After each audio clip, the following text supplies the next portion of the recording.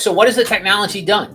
Basically, it's made even clowns like me be able to get you a 9.8 of a Silver Age book. Every time you look at a book with more experience in the collectibles, the more upside you could potentially see. So as more people stay in the market, pay attention to it, and keep leveraging their technological solutions, which cleaning and pressing is a technological solution in some respects, we are a tool that people use to level up in this marketplace.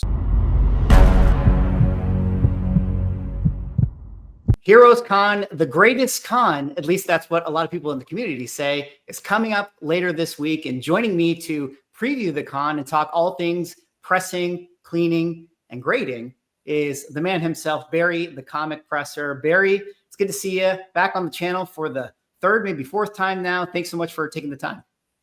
Mickey, thank you for hosting me. Every time I come on, I learn something. And I get to hear from new and interesting people, as well as answer thoughtful questions. So I expect nothing less today. Well, the people definitely like having you on. You're definitely one of the fan favorites every time I bring you on. So this will be a great conversation. And, you know, there's a lot of interesting stuff going into this weekend with Heroes Con.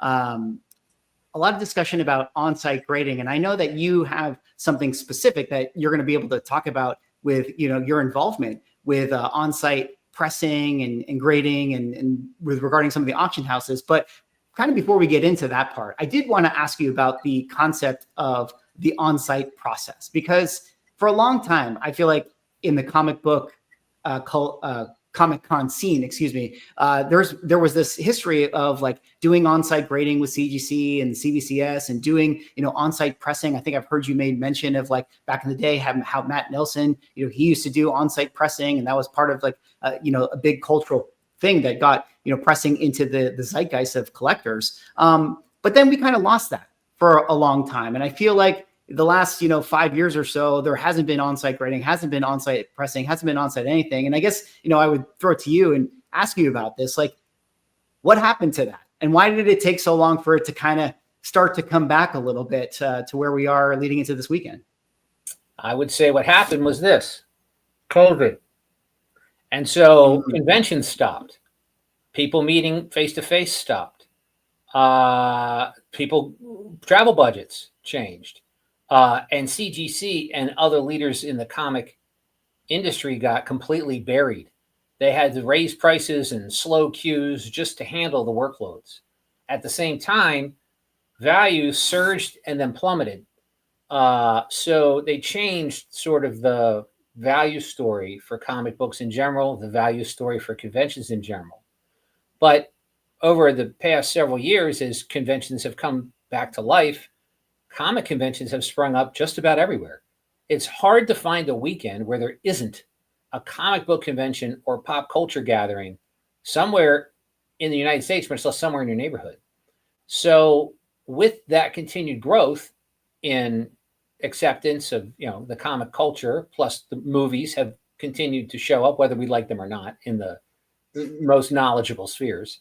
But it's still, there's billions being put into making the characters and the stories relatable across families.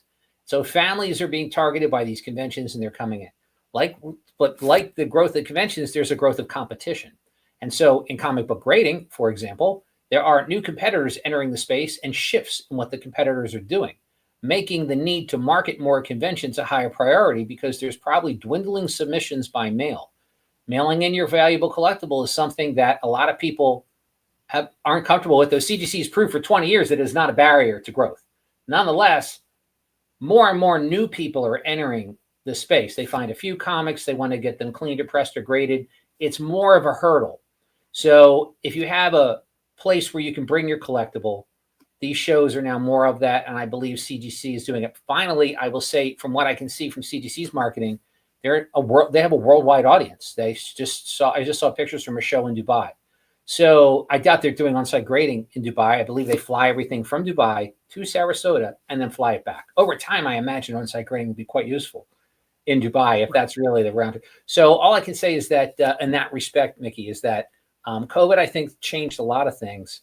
Probably wasn't the only thing that changed the need for on-site grading, but it came back. They started doing it last year at Heroes Con and Baltimore Comic-Con. And from what I heard, it was quite successful or in demand. And so I know it continues to get invested in. I'm excited about it. And I'm excited about that is a new reason for people to bring important collectibles to a convention. That's why I'm excited to go and meet them and their collectibles right there. Yeah, well, we're going to get into that in a second, but yeah, it is interesting because, you know, even in the time that I've been like doing my YouTube channel and covering the cons and stuff, like it feels like the concept of, yeah, CGC doing on-site grading and pressing all this is like, that's from like a bygone era that was even before when I was, you know, doing this type of content. So how important is it? Because people are really excited about it, but to me, the novice, I'm sort of like, well, what's really the difference? Like, you know, you can just send in your books to CGC at any time. Why do you want to get it graded, you know, in person? And like, I guess I would lead you in asking, is there something important for the culture of comics that it exists within that, you know, that element within the con atmosphere? I would call it the cultural of humanism. So the first thing is that it's immediate gratification. So you are able to take your collectible to a con and you're able to find out about its value, its worth, its importance. And you can know. Many people just don't even know.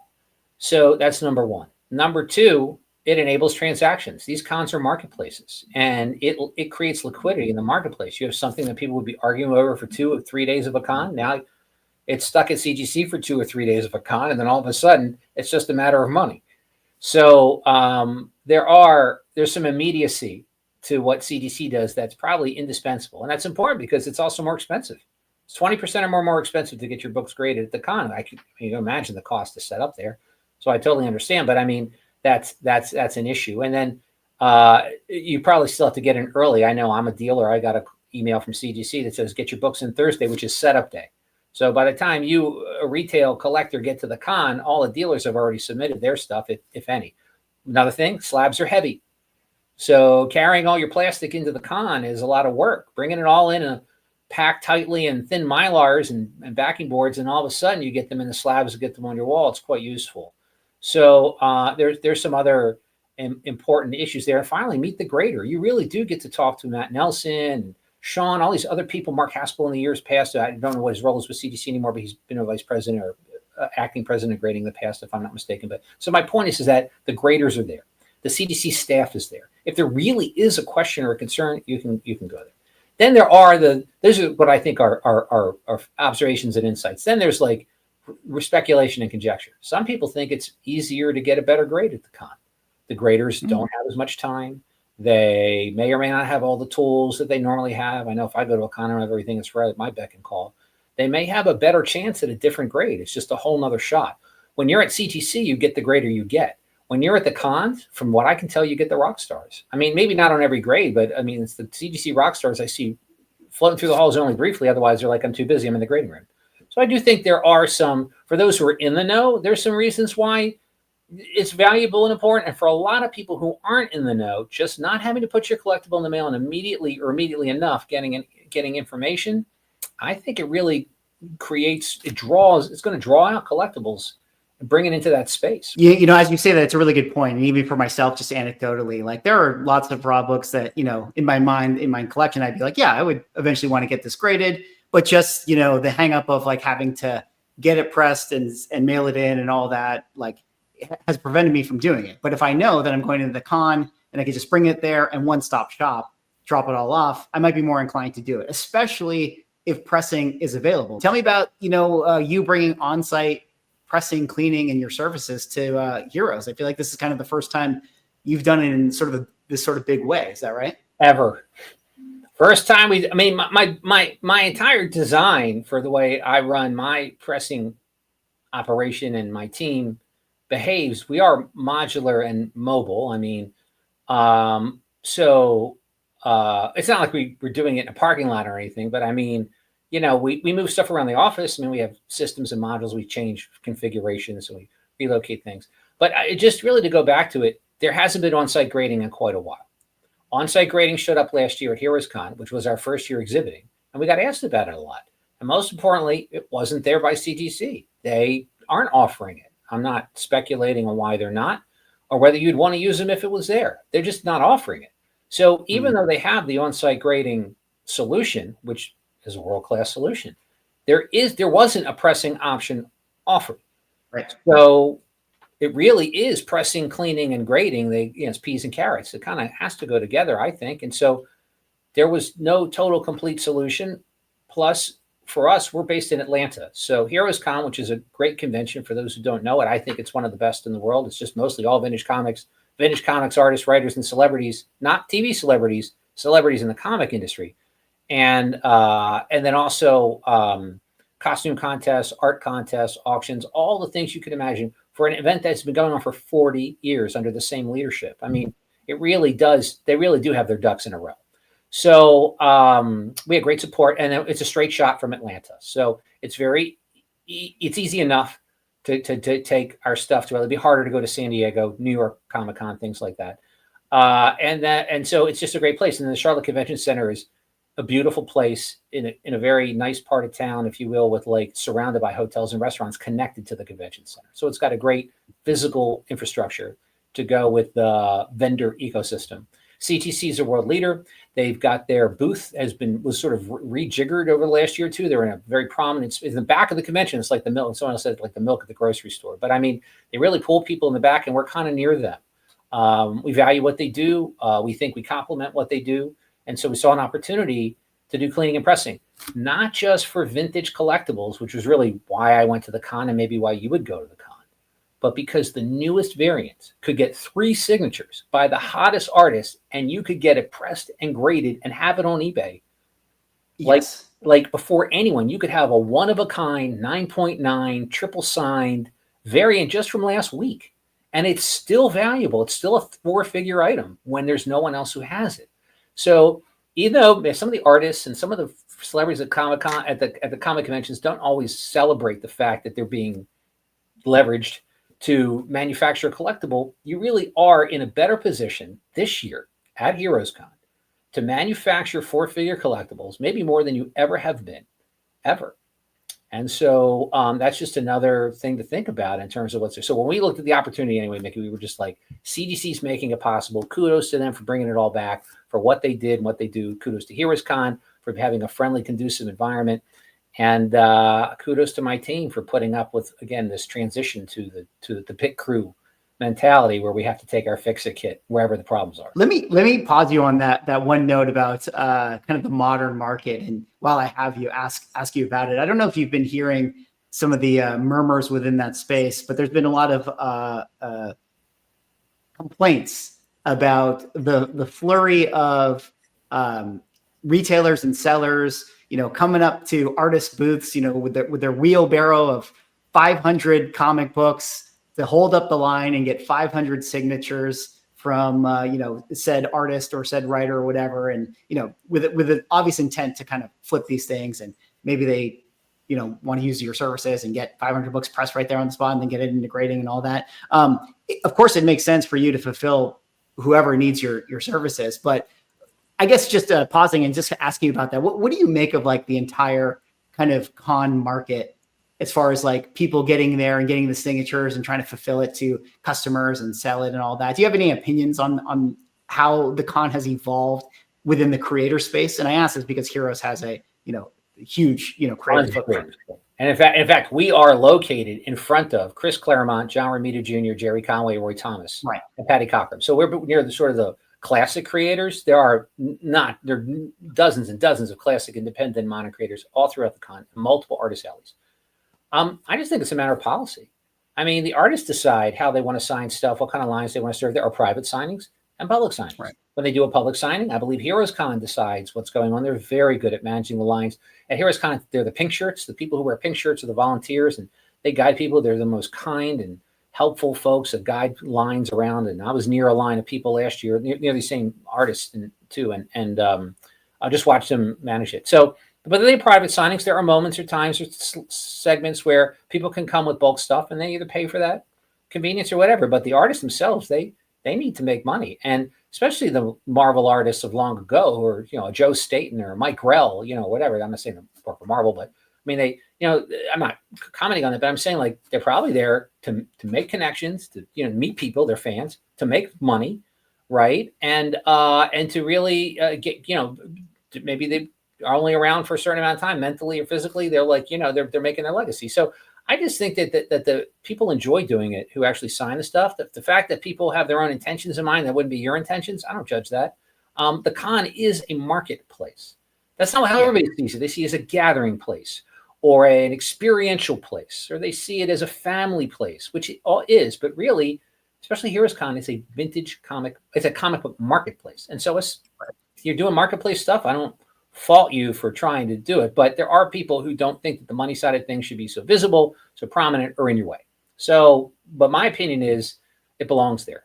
It should, but policy should be fair to people, or should stage both public and private signings. So if you really have bulk stuff, you should pay extra and do it out of sight, out of mind. That's my thing. I'm curious to ask you just like what your overall kind of macro thought on the state of pressing and cleaning is. And let me unpack that further. Like, I feel like in this last year, and this is kind of anecdotal, but maybe empirically true, feels like grading, people are more discerning on what they decide to grade these days than they were maybe 2 years ago or 3 years ago. And maybe there's been less submissions to CGC. I don't actually know if that's true from the data, but let's just assume that it is, with the vintage side of things.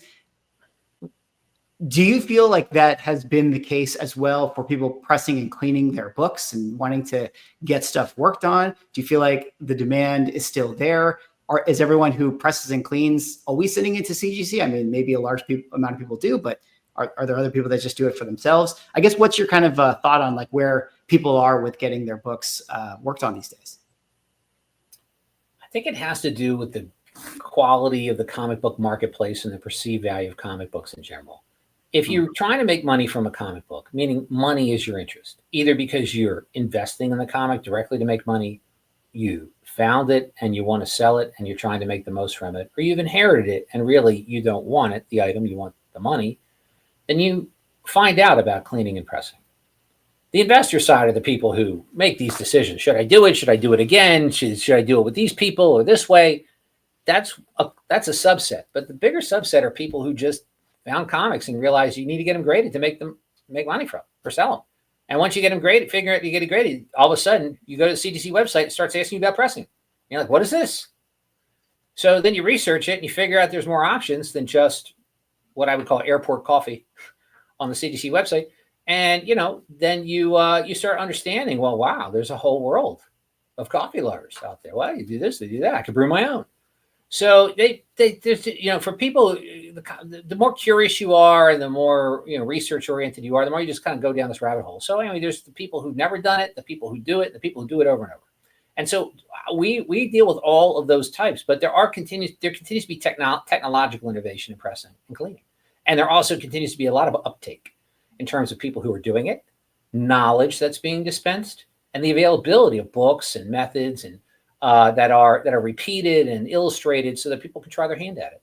So I think there's more experimentation in it for people who are really hands-on. I think there's more information available for people who know to do the research. And I think there's more pushing towards it by folks like CGC and soon PSA, who will continue to nudge you towards pressing and cleaning as an add-on to the grading process, which everybody ultimately figures out is inevitable once they get to a certain value of book. I feel like the power creep within pressing and cleaning has gotten better, with each passing year, right? Like people coming up with new things, or there's, new people coming into space and the hive mind gets, stronger altogether. People exchange information and you pick up new things and you learn new things.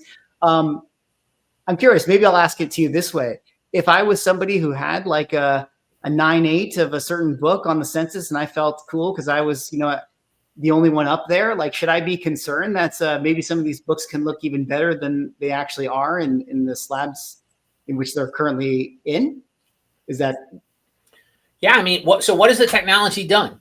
Basically, it's made even clowns like me be able to get you a 9.8 of a Silver Age book. What I've said in other interviews and talked to people is, why am I doing this and why are we keep growing and investing in this? I mean, this is taking many, many, many, many thousands of dollars to invest in this, to do what we're about to do. I have no idea if we're going to make that kind of money pressing books on site.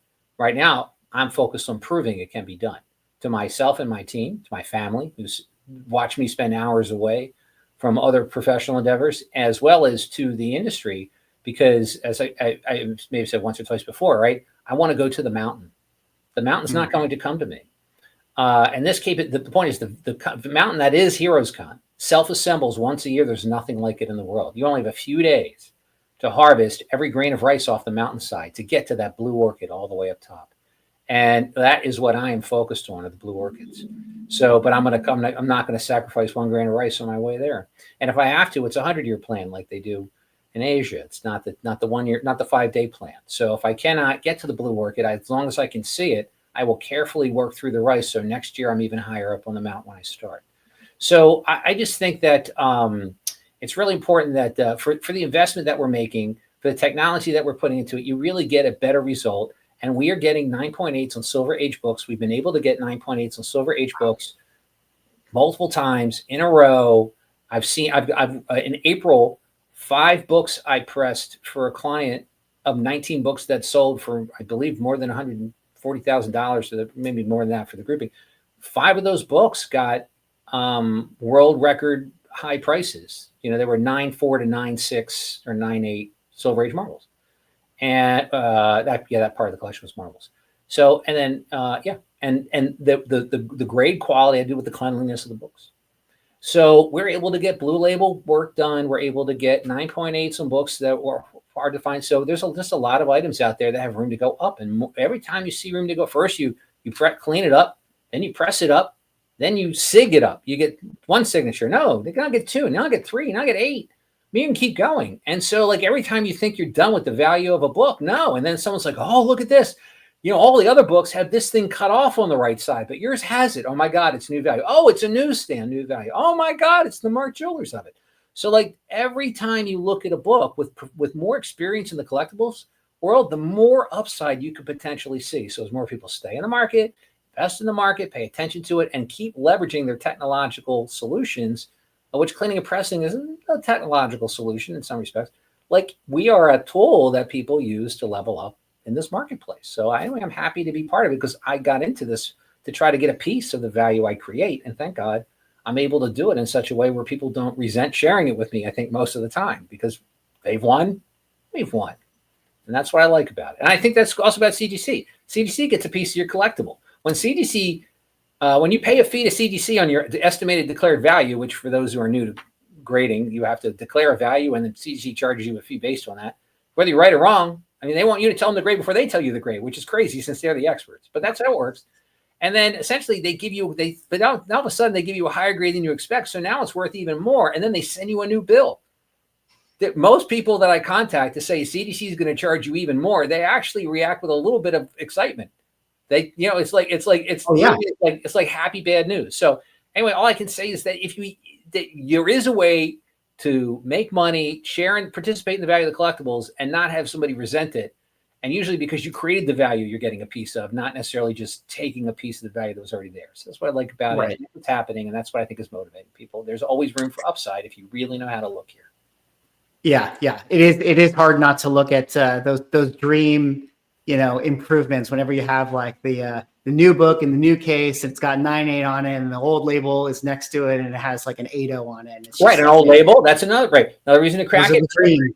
But now it's like, oh, there's a dust shadow. Before it was like that was considered impossible, or oh, there's foxing on it. They're like, before it was like that can't be removed, and then it was like, oh, there's tape on it. Like you can't get tape off and keep a blue label. Like over and over, there's like myths are being dispelled. More information has helped. Matt Nelson and team have helped. The leadership at CGC has embraced some of these things. There's a new book on comic conservation, which is disseminating knowledge. I was able to contribute to it. Matt and Nelson wrote the forward for it. Other folks, Paul Kosnick and Shelby Thompson were the co-authors, worked on it. The Captain Mike team, who has published other books in the space, just re-released their books with new chapters and stuff. So again, there's a lot of information coming out. It's all being designed to remove barriers, to dispel myths, for people who actually do this work. And CGC has actually been proactive and evolved in such a way where it's not like just rumor mongering to talk about it, or you're scared like you're pulling one over on them. I mean, it's not like that. And so I just think that with the smoke lifting on what can be done and what can't be done, there's more people who see what can be tried. And so, yeah, they look through a case and they see opportunity, not just a grade. As you look for PSA and they come out with sort of a new grading standard, I've heard you talk about this before, so I know that your answer is no, but humor me with a good response either way. Is their standard of grading going to affect how you approach cleaning and pressing certain books? Because are you trying to clean and press to what companies are looking for so that you can get people the best grade possible, or is it that's something you don't really worry about, and whatever grading standard PSA comes out with, it's not really going to affect how you approach things moving forward? It will affect how I approach conversations, consultations, and relationships. It will affect how I'm judged. It will affect whether or not somebody's willing to open something and send it to me if it touched the PSA ecosystem, either previously or recently. So it will affect that. I have to understand the grading system, but I don't provide grades. Internally we do, because we have to value stuff. But we really stay away from that, because only certain people in the world can tell you that, and everything else is just foolishness. If you just look foolhardy, or it's just too easy to look wrong. It's very hard to look right. So we defer, which is a little mousy maybe, but what I would say on that is that PSA's opinion is going to matter a lot. When PSA opens its grading, the first thing that's going to happen is every mutant, freak, wannabe, long-tailed oddball is headed their way to test them. Okay, plus stuff that's maybe not worth a lot, but where people think they know for sure what the grade is. And so they will be tested by either stuff that is just completely bizarre, or stuff that is completely routine, and people will judge what's going on. Then the market has to judge it. We have to see some of these things sell at auction and see what happens. But when that's the case, then people will start asking, well, can I cross over? The biggest question is going to be, if I took this out of a CGC slab and I put it in a PSA slab, what is likely to happen? So I expect that to be a huge driver of business for a while for what we do, but not because you can't get pressing it. And CGC's pressing, PSA is going to press. It's not the pressing part. It's really the cleaning part. It's like what defects can be removed for a conventional grade. I say conventional grade because up until yesterday, I would have said a blue label grade. Mickey, you didn't say, and we don't know yet. I think I've heard, but I don't think there's going to be colored labels at PSA. And so if they're going to get rid of the 99, that's one thing, but getting rid of a blue label is a whole different thing. Is that right? You're shaking your head, so I'm not sure if that's an answer. Mickey, are they going to have colored labels? Do you know? I'll just jump in and I'll say, I don't think that they're going to do anything as specific as a purple label, but I think it's going to be kind of like akin to CBCS, who notates restoration on it. Okay, that's fine. So again, we're focused on what used to be known as blue label, but unrestored results, which sometimes can stray into the conserved results if they look too clean, too fresh, too non-vintage. So I'm very interested in that, because I try to get books as beautiful as possible. But again, in conservation, there's that line. You can't step over. You're not trying to time travel backwards. You're trying to preserve and maintain, if not prolong, the life of. So health is more important than it's better to feel good than to look good in conservation, but it's better to look good than to feel good in grading. So it's a tough mix. So anyway, I do think PSA is going to make a big difference, not a little one. I think their ecosystem and their technology is going to lead the way. PSA is a technology first company. I would say CGC might be among those who are technology blast. So, their customer experience is super great. So if they don't screw it up on grading, you will not have a problem deciding whose customer experience is top notch versus in the bigger grading companies. Right. Well, once they start rolling things out and we start getting some results from them and seeing, which way they trend and how they feel about certain kind of cleaning and pressing techniques. So we'll definitely have to have you back on to unpack, some of those results. But before, we kind of wrap it up here, let's kind of focus back on Heroes Con and just, your involvement there, what you're going to be doing. You're going to be offering on-site pressing for people at the show. And tell me about this collaboration with Goldin. They're gonna do it for free. I want to thank the Goldin Auctions team and their leadership for being great listeners, open-minded, and creative. Over the year, I've talked to all auction houses over the years. I respect the leadership at each and every one of them, and we've been lucky to have our books auctioned by most of them at one time or another. But with Goldin Auctions, I've spent the past few years just pressing books for people who work there, and they got to know our work. And I believe that conservation, preservation, and controlling the value of your collectible is an on-ramp to investing and participating in the comics market. And so the more control you give somebody over the value of their collectible, the more empowered they feel and the more value they could potentially get out of it. Up until now, cleaning and pressing and grading is all at your own risk. Very little hand holding. It's all on your own. And you spend lots of money making mistakes and lots of transaction costs with lots of transport costs. With on-site grading coming, it's like, well, the transport costs are reduced.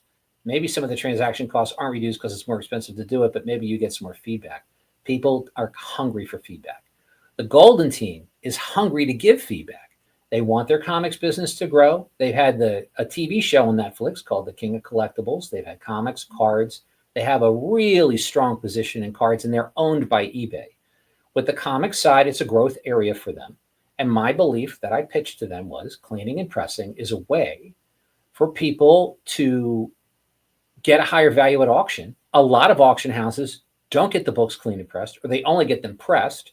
And so they leave a lot of money on the table. There are many, many books at auction that have improvable defects in them, but maybe that's what drives the sales. It's like selling homes to flip where you leave the kitchen undone or the master bathroom is not quite up to date so that someone else sees what they can get out of it if they buy and flip again. So I understand why improvements are left in the books, but the Goldin team took it upon themselves to propose back to us, well, what if you did cleaning and pressing for our customers? And what if we sponsored it at a show? What would that do? You know, how many more people, how many more consignments would we get? How many more consignors would we meet or would talk to us? You know, they don't like to pay for all the stuff. They really have to, it really gets taken out of their auction returns. Grading is a fee. You, the consignor, pay, whether now or before you get your money, or pressing is a fee you pay. So most of the auction houses charge it back to you. Goldin's trying to make a better name in comics. They're willing to invest in this. So they offered to pick up the pressing fees for customers. And then I said, well, that's fine, but what about grading? We have to explain what's going to happen. They're like, well, you know, we'll pay for the grading too for the higher value books. I'm like, oh my gosh, that's like, how can you get a better deal than that? I mean, you hand your books to professionals like us, and we do all the hard work. We just turn it into money for you. We clean it, we press it, we get it graded with the professionals. It goes to an auction house who shoots it, catalogs it, markets it, puts it into their technology, runs it down, collects, and distributes probably within 10 business days of an auction.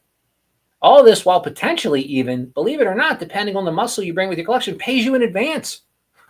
So, I mean, like the amount of value you can get out of something like this is really high. So then after that, it's technical difficulty. How can we possibly prove that we could not clown it up? And so for the past year, we've been pressing books for the Goldin team, you know, showing we could do it on a timeline and to a quality standard and get unrestored work and, you know, make major transformations before and afters that were clearly noticeable and remarkable, and continue to build good rapport with the leadership team and stay consultative the whole time.